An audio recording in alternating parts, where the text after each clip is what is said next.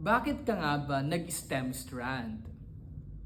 Baka ang reason mo ay cool pakinggan, madaming opportunities, or dahil matalino ka talaga sa math, science, technology, and engineering. So, whatever your reasons, no? Ikaw yan. Now, paano ba natin masusurvive? Lalo kapag ikaw ay grade 11, so first year mo sa senior high school.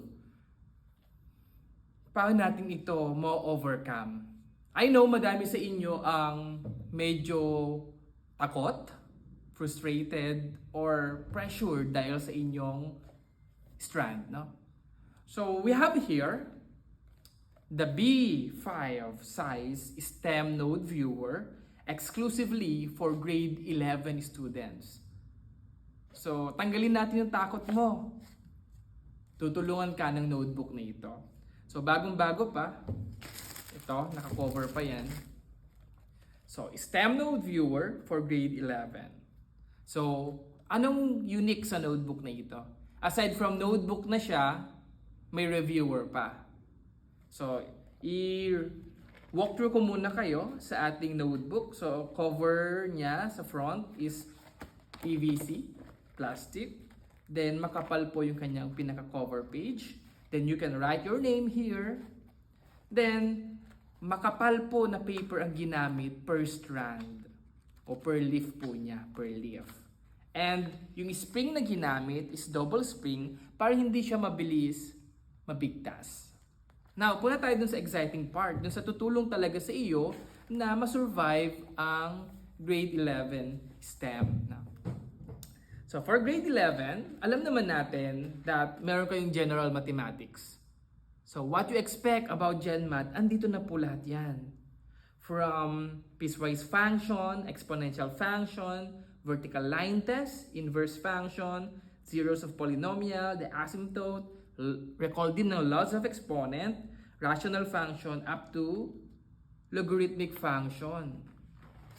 Ang dami pa yan. Intercept, hanggang second grading na to. Hanggang logic. Converse, inverse, contrapositive. So, in short, aaralin mo na lang, konting recall na lang, andito na lahat siya. Susundan yan ng statistics and probability. Yung ibang school, ang statistics and probability, ito yung lesson ng third grading and fourth grading or second term sa ibang mga schools. Sampling method, magagamit natin to sa PR1 ninyo next term. Sampling method, andyan na po lahat yan, hanggang sa estimation of parameter. Now, one of your major is pre-calculus. Pre-cal, conic section, circle, parabola, ellipse, hyperbola, sigma notation, hanggang sa Pascal triangle. Tapos pupunta ng second grading, the trigonometric identities, hanggang sa mga different types of identities, this double angle and half angle identities. O di ba? May notebook ka na, may reviewer ka pa. So kapag nakalimutan mong mag-take down notes, or habang nagle-lecture ang teacher mo, sundan mo na lang tong note viewer para focus ka na lang sa discussion kay teacher. Now for the second term, basic calculus, andyan yan, limits, derivatives, and integration.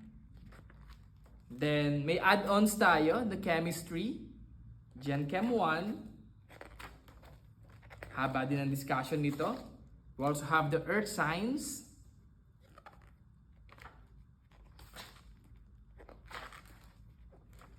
And